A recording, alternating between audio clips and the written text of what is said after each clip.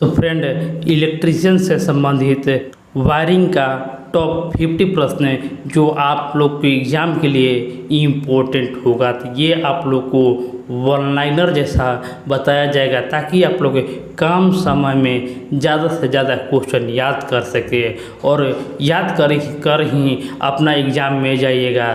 तब आप लोग देखिएगा कि कुछ प्रश्न हूबहू और इसी तरह का और प्रश्न आप लोग को परीक्षा में आ रहा है, तो पूरा ज़रूर देख लीजिएगा। चलिए शुरू है आज का वीडियो। पहला प्रश्न आप लोग को पूछा है, घरेलू वायरिंग में सबसे अधिक प्रयोग की जाने वाली वायर कौन सी होती है। घरेलू वायरिंग होता है उसमें सबसे ज़्यादा प्रयोग करने वाला वायर कौन सी होता है, तो सबसे ज़्यादा वायर जो होता है वो कॉपर वायर होता है। कॉपर वायर सबसे अधिक प्रयोग होता है। वायरिंग में प्रयोग होने वाले ISI मानक क्या है। देखिए, वायरिंग में प्रयोग होने वाले ISI मानक क्या होता है, तो आंसर हुआ IS 694 वायरिंग में प्रयोग होने वाले ISI मानक होते हैं। तो इस वीडियो को लास्ट में आप लोग बताइएगा कि आप लोगों ने कितना प्रश्न का उत्तर सही किए हैं। पंखे की वायरिंग के लिए सामान्यतः कितनी mm² की वायर का प्रयोग होता है। देखिए, पंखे का जो वायरिंग होता है उसमें कितने mm² की वायर प्रयोग होता है, तो इसमें 1.5 mm वायर की प्रयोग पंखे की वायरिंग में होता है। अर्थ वायरिंग का रंग क्या होता है। देखिए, ये प्रश्न 13 जुलाई को जो एग्ज़ाम हुआ उसमें क्वेश्चन देखने को मिला था।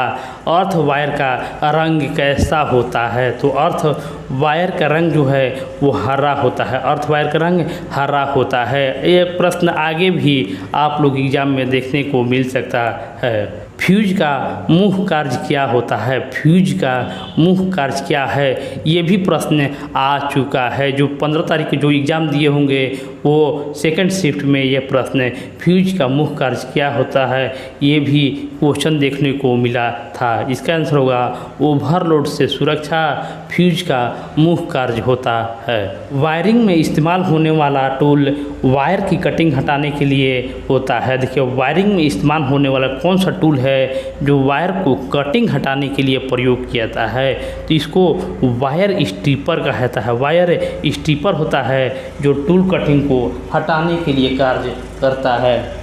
सबसे सामान्य घरेलू वायरिंग प्रणाली कौन सा है। देखिए, सबसे सामान्य घरेलू प्रणाली जो है वो कंडक्ट वायरिंग है, जो सामान्य घरेलू में वायरिंग की प्रणाली है। लीव वायर का रंग कैसा होता है। देखिए, अर्थिंग वायर का रंग जो है वो हरा होता है और लीव वायर जो होता है उसका रंग भूरा होता है। ये आप लोग के एग्ज़ाम में देखने को मिल सकता है। याद कर लीजिएगा और इस वीडियो को भी लाइक कर दीजिएगा, शेयर करते रहिएगा। चलिए आगे बढ़ते हैं नेक्स्ट प्रश्न पर। ट्यूबलाइट को जलाने के लिए क्या आवश्यक होता है। ट्यूबलाइट को जलाने के लिए क्या आवश्यक होता है, तो ट्यूबलाइट को जलाने के लिए बैलास्ट की आवश्यकता होती है। MCB का पूरा नाम क्या होता है। MCB का पूरा नाम, ये भी इम्पोर्टेंट प्रश्न है, एग्जाम में आ सकता है। MCB का पूरा नाम मिनिएचर सर्किट ब्रेकर MCB का पूरा नाम है। टेस्ट पेन का उपयोग किसके लिए किया जाता है। टेस्ट पेन का उपयोग किसके लिए किया जाता है, तो वोल्टेज को मापने के लिए टेस्ट पेन का उपयोग किया जाता है। अर्थ की जांच किस यंत्र से की जाती है। अर्थ की जांच किस यंत्र से की जाती है, तो मेगर से अर्थ की जांच की जाती है। वायरिंग में उपयोग होने वाले पाइप को क्या कहा जाता है। वायरिंग में उपयोग होने वाले पाइप को कंडक्ट कहता है और इसी को घरेलू सामान वायरिंग का एक हिस्सा है, उसी को पाइप को कंडक्ट कहा जाता है। वायरिंग में गोल्ड प्लेटेड वायर का प्रयोग कहाँ होता है। गोल्ड प्लेटेड वायर का प्रयोग वायरिंग में ऑडियो सिस्टम में होता है। ऑडियो सिस्टम में गोल्ड प्लेटेड वायर का प्रयोग होता है। DB का फुल फॉर्म क्या होता है? डीबी का फुल फॉर्म देखिए डिस्ट्रीब्यूशन बोर्ड डीबी का फुल फॉर्म होता है। वायरिंग इंसुलेशन की जांच किससे की जाती है? वायरिंग इंसुलेशन की जांच जो है वो मेगर से, देखिए वायरिंग इंसुलेशन की जांच मेगर से और अर्थ टेस्ट भी मेगर से ही होता है। सीलिंग फैन को नियंत्रित करने के लिए किसका उपयोग होता है? सीलिंग फैन को नियंत्रित करने के लिए किसका उपयोग होता है? तो नियंत्रित करने के लिए कैपेसिटर का उपयोग किया जाता है।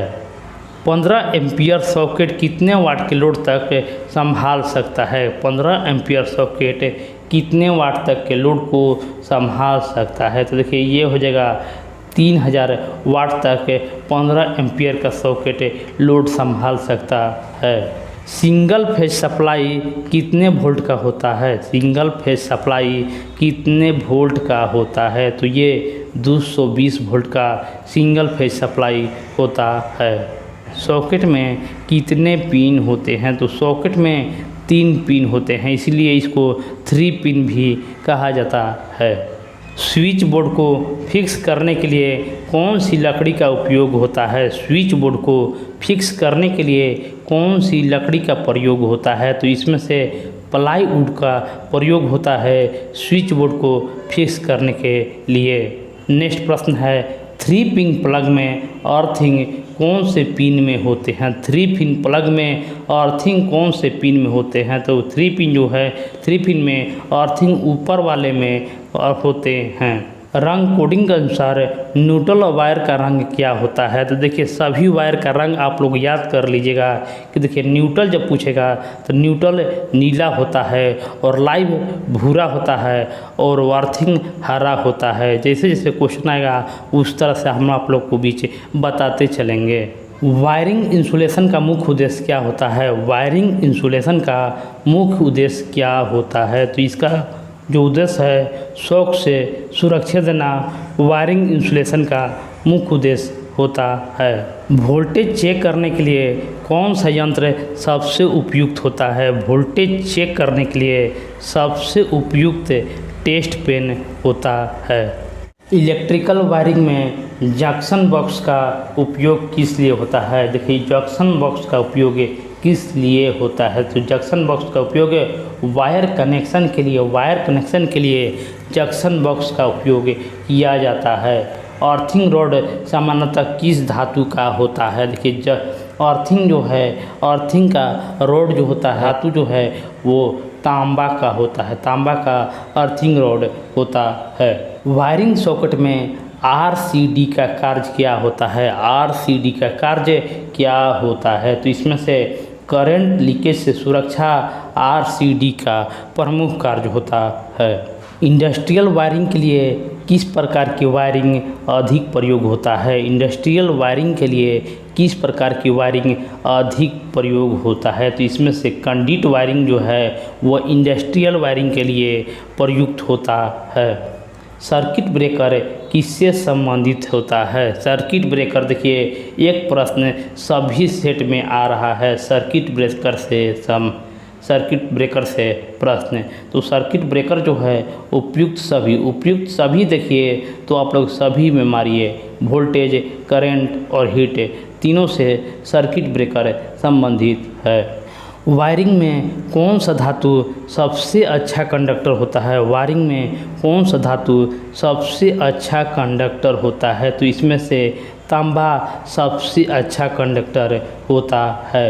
वायरिंग के लिए उपयोगी पाइप कौन सी होती है? वायरिंग के लिए उपयोगी पाइप कौन सी होती है? तो उपयोगी पाइप PVC पाइप होती है। PVC पाइप वायरिंग के लिए उपयोगी पाइप होता है।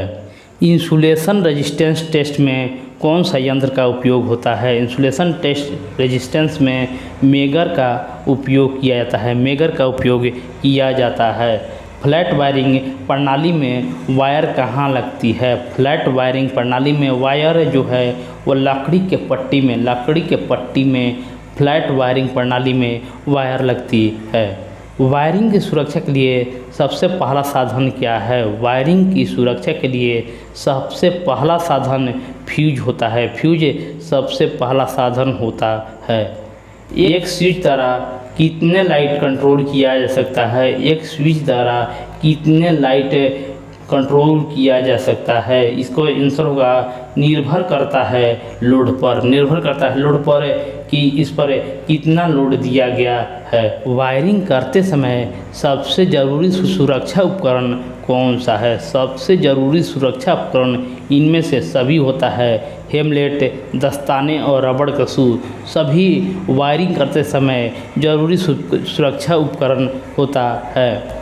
वायरिंग के दौरान किस नियम का पालन आवश्यक होता है? वायरिंग के दौरान किस नियम का पालन आवश्यक होता है? तो इसमें से IS कोड आप लोग देखिएगा कि IS 694 का प्रयोग होता है। ये भी आप लोग याद रखिएगा कि इसका नियम का पालन अवश्य किया जाना चाहिए। वायरिंग का अस्थायित्व किस पर निर्भर करता है? वायरिंग का अस्थायित्व जो है वो किस पर निर्भर करता है? तो सभी देखिए, तो सभी मार दीजिए।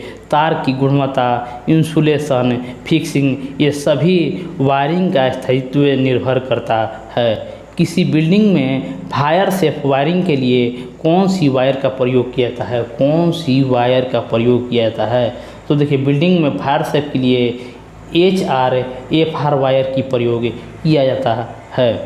वायरिंग के लिए कौन सी पाइप फायर प्रूफ होता है? वायरिंग के लिए कौन सा पाइप फायर प्रूफ होती है? तो इसमें से GI पाइप जो है वो वायरिंग के लिए फायर प्रूफ होती है। मीटर बोर्ड में कौन मुख्य ब्रेकर कहाँ लगाया जाता है? मीटर बोर्ड में मुख्य ब्रेकर कहाँ लगाया जाता है? तो देखिए, मीटर बोर्ड में मुख्य ब्रेकर जो है वो इनकमिंग सप्लाई पर लगाया जाता है। सिंगल फेज वायरिंग में कितने तार होते हैं? सिंगल फेज वायरिंग में 3 तारे होते हैं। सिंगल फेज वायरिंग में 3 तारे होते हैं। वायरिंग करते समय सबसे पहले क्या जोड़ा जाता है? वायरिंग करते समय सबसे पहले DB को जोड़ा जाता है, जिसको डिस्ट्रीब्यूशन बोर्ड कहा जाता है। तो इस वीडियो को आप लोग लाइक कर दीजिएगा। कौन सा यंत्र करंट को मापता है? कौन सा यंत्र जो है वो करंट को मापता है? तो इसमें से क्लैप मीटर जो है करंट को मापता है। वायरिंग में कौन सा तार लाइट का कार्य करता है? कौन सा तार जो होता है वो लाइट का कार्य करता है? तो लाइव फेज लाइट का कार्य करता है। वायरिंग करते समय वायर का कौन सा भाग सबसे खतरनाक होता है? कौन सा भाग जो होता है वो सबसे खतरनाक होता है? तो इसमें से फेज जो है वो सबसे खतरनाक होता है। शॉर्ट सर्किट से बचने के लिए किसका उपयोग किया जाता है? शॉर्ट सर्किट से बचने के लिए MCB, देखिए हमारा बल्ब है, फैन है, स्विच है और MCB है। तो सबसे पहले शॉर्ट सर्किट से बचने के लिए MCB का प्रयोग किया जाता है। कौन सा तार शॉक से सुरक्षा देता है? कौन सा तार जो है वो शॉक से सुरक्षा देता है? तो शॉक से सुरक्षा अर्थ देता है। तो फ्रेंड, इस वीडियो का जो PDF है हमारे टेलीग्राम ग्रुप से आप लोग वहां से ले सकते हैं और ये क्वेश्चन को आप लोग याद कर सकते हैं।